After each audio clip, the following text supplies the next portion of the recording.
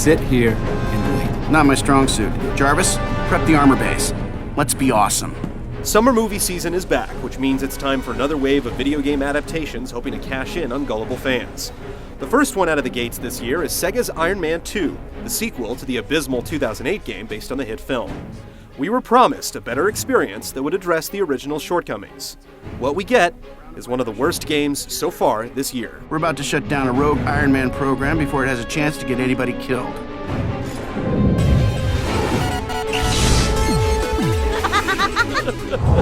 Iron Man 2 bills itself as going beyond the film, but it's just another spin-off loosely tied to the property. This is connected, trust me. As Iron Man, you team up with your buddy War Machine and S.H.I.E.L.D. director Nick Fury to stop the forces of evil.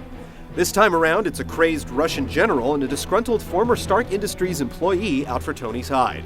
It's battle after battle with nothing but action and some weak dialogue, culminating in a showdown with the fearsome robot Ultimo. As you created me, so shall I destroy you. The concept has some promise, but the execution undermines it at every turn. Sloppy writing keeps things dull and boring, and the incoherent cutscenes fail to lure you in. But even if this were an Oscar-worthy story, the rest of the package is so bad that you wouldn't want to stick around anyway. Damn it. Pepper, call the lawyers. I have no idea how to save the world. But I've been having a hell of a time making it up as I go along. Saving the world as a superhero has never been so boring. Iron Man 2 sports a shallow single-player mode with a meager 8 levels. You have the option to take flight as either Iron Man or War Machine, blasting your way through mindless hordes of enemies devoid of even a sliver of ingenuity. Objectives are repetitive and typically frustrating at the same time, and numerous bugs can easily trip up a mission. The boss encounters are pure garbage. Your opponents frequently utilize cheap tactics that ruin the battle. The reward for putting up with all this is nowhere near worth the effort. You earn points based on your performance that can be spent on new upgrades. The catch is that anything of value is kept out of reach until the final few missions. And aside from looking at their costs, it's difficult to discern which upgrades are actually worth buying. Equipping your gear is a needlessly complicated process, and you'll find yourself neglecting the feature as a result. The game's also criminally short, clocking in at around 3 or 4 hours on the normal difficulty.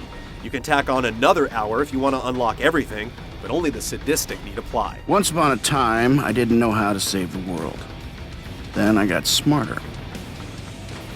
No, it's not working.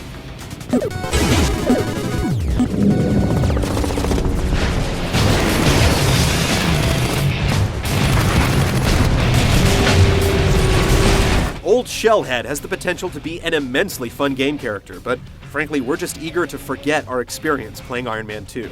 The original game had some truly horrendous controls and flight mechanics, and with 2 years to remedy them, we should see an improvement. But rather than soar to new heights, the sequel manages to drag the mechanics further down to earth. Good luck gleaning any enjoyment playing as either Iron Man or War Machine.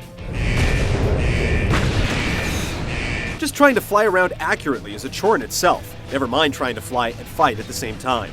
It's a pain to enter flight mode, let alone actually steer yourself while flying. The handling being so loose, you'll find yourself hovering or walking the majority of the time. Getting around is further hindered by the camera and targeting systems. There are times when the camera seems to have a mind of its own. Combat doesn't fare much better. You can lock onto multiple targets from long distances, but you have to get within a ridiculously close range of them for your weapons to be effective. There's also little incentive to use your more powerful attacks, because they usually miss. As for the melee combat, it's easy enough to use, but it's just mindless button mashing. We sincerely hope you enjoy circle strafing enemies, because you'll be spending a lot of time doing that as well. The bottom line here is that it's no fun to play as Iron Man, which is why most people would buy a game called Iron Man 2. Wait, what? Wait, what is not the question you really want to ask, is it? What you really want to know is, how do we kill it once and for all, right?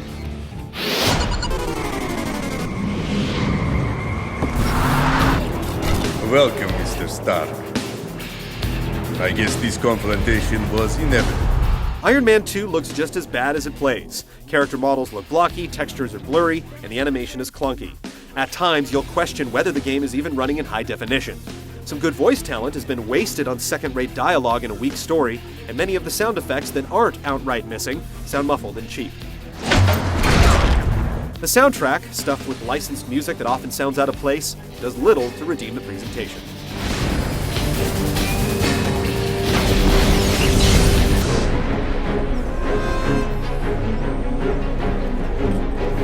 hard to think that you could do worse from the original Iron Man, but the unthinkable has happened. Iron Man 2 is an unfinished game, released to coincide with the flick's debut. There aren't many redeeming values here, and you'll get a lot more entertainment value from simply watching the movie. Okay, that was the most awful thing ever.